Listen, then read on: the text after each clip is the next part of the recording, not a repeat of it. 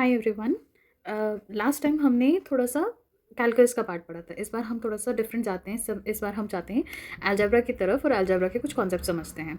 Okay, तो algebra में इस समय हम जो कवर करने वाले हैं वो है लीनियर इन इक्वेशंस, और वो भी किस में? In one variable. ओके, अच्छा, अब इसको थोड़ा सा और अच्छे से समझो। क्या होता है कि अभी तक मैथ्स में हम ये देखते हुए आए हैं कि कभी भी कोई भी क्वेश्चन होता है तो उसका कितने सोल्यूशंस निकलते हैं। हमारे पास एक क्वेश्चन आया, उसका हमने एक प्रूफ लिखा या सोल्यूशन किया, ठीक है, और हमारे को क्या मिला? एक पर्टिकुलर आंसर मिला। क्या मिला? हमें सिर्फ एक आंसर मिला। बट जब हम इन इक्वालिटीज़ की बात करते हैं, इन इक्वेशंस की बात करते हैं, तब हम एक आंसर की बात नहीं कर रहे होते हैं। हम एक रीजन, या फिर बोल सकते हैं आप रेंज, या फिर नंबर ऑफ मेनी आंसर्स की बात कर रहे होते हैं। ठीक है, इसलिए हमने रीजन की बात करी, क्योंकि आगे जाके आपको समझ में आएगा कि मैं रीजन क्यों बोल रही हूँ। पर काफ़ी जगहों पे एक तरह से कि ये सारी चीज़ें इस पर्टिकुलर आंसर के लिए ट्रू होल्ड कर रही हैं। फॉर एग्जाम्पल, सबसे पहली चीज़ पहचाने कैसे कि लीनियर इन इक्वेशंस दिखती कैसे हैं। अभी तक हमने इक्वेशंस कैसे देखी हैं? Let's take an example, 2x + 3 is equals to 6। ये क्या है? हमारी एक इक्वेशन है। क्यों है इक्वेशन? क्योंकि इसमें इक्वल्स टू का साइन लगा है। ओके, वहीं अगर हम इनइक्वालिटीज़ की बात करते हैं तो इनइक्वालिटीज़ कैसी हो जाती हैं हमारी? हमारा हो गया 2x + 3 greater than less than is 7। जब हम इस तरह का साइन, यानी कि ग्रेटर देन, लेस देन, अब इसमें greater than, equal to, less than, equal to, इस तरीके का साइन की बात करते हैं, तब हम किन की बात कर रहे होते हैं? इन इक्वेशंस की बात कर रहे होते हैं। ओके, यानी कि ऐसी इक्वेशंस जिसमें इक्वल्स टू की जगह ये वाला साइन हमारा एग्जिस्ट कर रहा हो। ओके, ओके, हमने समझ लिया। यानी कि अगर इस तरह की, इस तरह से, इस तरह से, इस तरह से कोई भी इक्वेशन हमारी दिख गई, तो ये इनका मतलब क्या हुआ? हम इन इक्वेशंस के साथ में डील कर रहे हैं। ठीक है, अब हम कोई एग्जाम्पल ले लेते हैं कि हम इन इक्वेशंस को सॉल्व कैसे करेंगे। Let's take an example. अभी मैंने दिया ही था एक, 2x + 3 इज ग्रेटर देन 7। अभी मैं उसमें क्या लिख रही थी? Is less than 7। अब लिखते हैं हम ग्रेटर देन 7। इसमें क्या करेंगे? इसको सॉल्व करने का तरीका ये होगा कि हम x को आइसोलेट करेंगे। हम इक्वल्स टू वाली साइन में भी यही करते थे। हम 2x + 3 इक्वल्स टू 7 को कैसे सॉल्व करते थे? हम x को आइसोलेट करेंगे। 2x, आप ये बोलो, कई लोग इस तरह से समझते हैं कि 3 को इधर लेके गए, साइन चेंज हो गया, या फिर हम बोलेंगे दोनों तरफ आप 3 से माइनस कर दो। So let's take 3 equals to 7 minus 3, ये कितना हुआ? 2x equals to 4, x equals to 2, यानी कि एक पर्टिकुलर आंसर। वहीं अगर हम इनइक्वालिटीज से डील करते हैं तो क्या होता है हमारा? 2x + 3 greater than 7। अब मैं इसमें भी x को आइसोलेट कर दूंगी, यहाँ पे भी दोनों तरफ हम 3 को माइनस कर देंगे। 2x + 3 - 3 ग्रेटर देन 7 - 3, क्या हुआ? 2x greater than 4, x is greater than 2। अब इस पोर्शन में क्या हो जाता है? इस पोर्शन में ये चीज़ डिफरेंट हो जाता है कि अब हमारे पास जो भी वैल्यू है, यानी कि x की कोई भी एग्जिस्टिंग वैल्यू होगी, यानी कि x की जितनी भी हमारे पास एग्जिस्टिंग वैल्यूज होंगी वो मोर देन 2 एग्जिस्ट कर सकती हैं। यानी कि अगर मैं एक नंबर लाइन ड्रॉ करती हूँ, इस तरह से ज़्यादा अच्छे समझ में आएगा, 3 4 5 एंड सो ऑन। ठीक है, तो 2 पे जो होगा ना, वहाँ पे एक सर्कल क्रिएट हो जाएगा। क्यों? क्योंकि इक्वालिटी का साइन नहीं है। बट इसके आगे everything will be a shaded region. ठीक है, अब ये शेडेड रीजन आपको थोड़ा थोड़ा 2D प्लेन से याद आ रहा होगा। शेडेड यहाँ पे इस तरह से होगा कि ये डार्कन हो जाएगा, यानी कि ये एक तरह से रिप्रेजेंट करता है कि इसके बाद की सारी वैल्यूज हमारे इस इक्वेशन के लिए, यानी कि जो हमने ये सोल्यूशन निकाला है इस पूरी इक्वेशन के लिए, ट्रू होल्ड करेंगी। ले भी लेते हैं हम एग्जाम्पल। हमारा आया था 2x + 3 ग्रेटर देन 7। अब हमें पता है x की वैल्यू हमेशा ग्रेटर देन 2 आनी चाहिए, तो हम x की वैल्यू ले लेते हैं 5, जो कि बनेगी 10 + 3, यानी कि 13 आएगा। क्या 13 ग्रेटर देन 7 है? यस, ग्रेटर देन 7 है। दैट मीन्स ये चीज ट्रू होल्ड कर रही है। ओके,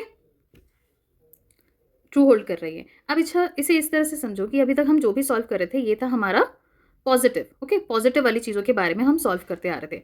अब हम ऐसे आते हैं कि कुछ इक्वेशन जिसमें नेगेटिव वैल्यूज आ रही है, तब वो कैसे सॉल्व होंगी, उनको एक बार देख लेते हैं। फिर से एक एग्जाम्पल लेते हैं। क्या लेंगे हम? इस बार लेते हैं -2x, जो कि ग्रेटर देन 4 है। ठीक है, अब माइनस वाला जो केस सिनेरियो होता है ये थोड़ा सा आपका स्पेशल हो जाता है। स्पेशल क्यों हो जाता है? क्योंकि आपने समझा भी होगा, अगर हम 2 से मल्टीप्लाई करें, नेगेटिव साइन से मल्टीप्लाई करें या नेगेटिव साइन को डिवाइड करें, तो साइन जो होता है हमारा ये फ्लिप हो जाएगा। कैसे? अगर मैं यहाँ पे -2 को -1 से मल्टीप्लाई करती हूँ, एक्स हमारा ऑलरेडी एग्जिस्ट कर रहा है, एंड यहाँ पे 4 मल्टीप्लाई बाय -1 करती हूँ, तो ये क्या बन रहा है? 2x ग्रेटर देन -4 बन रहा है। कि नहीं बन रहा है? बट ये हमारे लिए इक्वेशन को नेगेटिव गलत होल्ड करवाएगा। क्या होगा फिर? इसको सॉल्व करके दिखाना पड़ेगा, क्योंकि हमारी एक्स की वैल्यू, अच्छा तो यहाँ पे मैं क्या करती हूँ, आपकी एक्स की वैल्यू के लिए सॉल्व कर देती हूँ अब इसे। अभी मैंने यहाँ पे साइन चेंज नहीं करा है, ठीक है, मैं थोड़ा सा समझा रही हूँ इस पोर्शन को। आपका -4 डिवाइडेड बाई 2 आ गया, एक्स की वैल्यू ग्रेटर देन -2। अभी मैंने साइन चेंज नहीं किया, यानी कि -2 के ऊपर कोई भी वैल्यू लेंगे तो वो हमारा इसके लिए होल्ड करनी चाहिए। मैंने क्या किया, -2 मल्टीप्लाइड बाई एक्स से कि एक्स की -1 वैल्यू ले सकते हैं, क्योंकि -2 तो नहीं ले सकते, इससे छोटी वाली वैल्यू ही लेनी है हमने, सॉरी इससे बड़ी वैल्यू लेनी है। और नंबर लाइन में नेगेटिव में जितना लेफ्ट साइड में जाएंगे उतनी वैल्यू हमारी छोटी होती जाएगी, यानी कि हमें राइट साइड में जाना है, 0 के राइट साइड, यानी कि -2 के राइट साइड में जाना है। मैंने -1 ले लिया, ठीक है। एक्स की वैल्यू यहाँ क्या आ गया, ये 3 आ गया। 3 के ग्रेटर देन है 4 से? नहीं है। दैट मीन्स हमारी ये जो इक्वेशन है, यानी कि ये वाला जो सोल्यूशन है वो होल्ड नहीं कर रहा है। अब मैं क्या करती हूँ, इसको साइन फ्लिप करके देखते हैं हम, इसको साइन को फ्लिप करके ट्राई करके देखेंगे। यानी कि हम क्या करते हैं कि अब हमने लिया -2x, फिर से ले लिया, ग्रेटर देन 4 है, x की वैल्यू कितनी है आएगी हमारी, यहाँ पे हम -2 मल्टीप्लाई बाई -1 करते हैं, यहाँ पे हम साइन चेंज कर देते हैं, 4 मल्टीप्लाइड बाई -1 कर देते हैं, ये कितनी आ जाएगी, 2x इज लेस देन -4। अब ये इस तरह से आ गया, यानी कि x इज लेस देन -2 आ गया। ये हमारा एक लास्ट का रिजल्टेंट आंसर आ गया। अब मैं क्या करती हूँ कि मैं कोई भी x की वैल्यू लेती हूँ। x अगर हमारा -2 से छोटा है तो हम क्या ले सकते हैं, फिर से नंबर लाइन को देखते हैं, 0 है, लेफ्ट साइड में हमारा -2 एग्जिस्ट कर रहा है और हमने उससे छोटा नंबर लेना है, यानी कि लेफ्ट साइड का कोई भी नंबर ले सकते हैं। लेट्स से मैंने x लिया -3, ठीक है। तो क्या आता है यहाँ पे, x की वैल्यू अगर मैं इस वाली इक्वेशन में पुट अप करूँ, यानी कि -2 मल्टीप्लाइड बाई -3 ग्रेटर देन 4, तो ये क्या बनेगा, 6 बन जाएगा। क्या 6 ग्रेटर देन 4 है? यस, ट्रू है।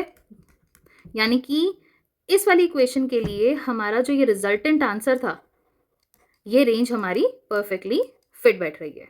ओके, अब इसी तरह से अब हम अपने थोड़े से लास्ट कॉन्सेप्ट पे आ जाते हैं। जब हम इसी तरह से अलग अलग इक्वेशंस की बात कर रहे हैं तो इसमें क्या होता है, अब मैंने अभी तक इतनी देर से किस चीज़ के बारे में बात करी, हम रीजन्स की बात कर रहे हैं ना। रीजन्स हमें कैसे पता चल रहा है कि क्या है, हमें से अक्सर, मैंने बहुत पहले सेट के टॉपिक में समझाया था कि अक्सर हम रीजन या किसी इन्फॉर्मेटिव डेटा को हम किसी तरह के सेट में रिप्रेजेंट करते हैं। अगर मैं इस रीजन की अंदर पढ़ने वाले सारे हमारे जो सेट है, या ऑर्डर्ड पेयर बोल सकते हैं या फिर वैल्यूज़ बोल सकते हैं, क्योंकि अभी हम सिर्फ 1 वेरिएबल के बारे में बात करें तो जितनी भी वैल्यूज़ है, जब हम 2 वेरिएबल की बात करेंगे तो हम ऑर्डर्ड पेयर बोलेंगे, अभी हम वैल्यूज़ बोलते हैं। जितनी भी वैल्यूज़ हैं मैं उनको लिखती जाऊँ तो हम उनका एक सेट क्रिएट कर सकते हैं। ये एक सेट होगा जो पर्टिकुलर इक्वेशन को सेटिस्फाई कर रहा हो, यानी कि 2x ग्रेटर देन 4 की वैल्यू को सेटिस्फाई करने वाले जितने भी x की सोल्यूशंस है वो हमारे इस पर्टिकुलर सेट के अंदर आ सकते हैं। हमने क्या बोला था, x की वैल्यू इज लेस देन -2, यानी कि पहली बात तो -2 इंक्लूडेड नहीं है। -3 से लेके जितनी भी वैल्यू एग्जिस्ट कर सकती हैं वो सब हमारे सेट में आती हैं। तो हम इसको कैसे लिख सकते हैं, x किसको बिलोंग कर रहा है, हमारे सेट कौन से सेट को बिलोंग कर रहा है, इन्फिनिटी टू -इन्फिनिटी टू -3 के सेट को बिलोंग कर रहा है। यानी कि हमारे पास यहाँ से लेके जितनी भी वैल्यूज़ हैं वो सभी एग्जिस्ट कर सकती हैं। अब इसमें -इन्फिनिटी क्यों लिया, क्योंकि हम नेगेटिव वैल्यूज़ के बारे में ही बात कर रहे हैं। सब कुछ -2 से छोटा ही होना चाहिए और -इन्फिनिटी -2 से छोटा ही होगा। इसी तरह से अगर हम फर्स्ट वाली इक्वेशन ले ले, जो आई थी हमारी, क्या आई थी, 2x प्लस 3 ग्रेटर देन 7 थी हमारी। इसका हमने सोल्यूशन क्या निकाला था, x इज ग्रेटर देन 2। तो इसमें अभी भी यहाँ पे इक्वालिटी का साइन नहीं आया है, तो इक्वेशन में क्या बैठेगा, 3 से लेके इन्फिनिटी तक हमारे सारे सेट या सारी वैल्यूज एग्जिस्ट कर रही हैं।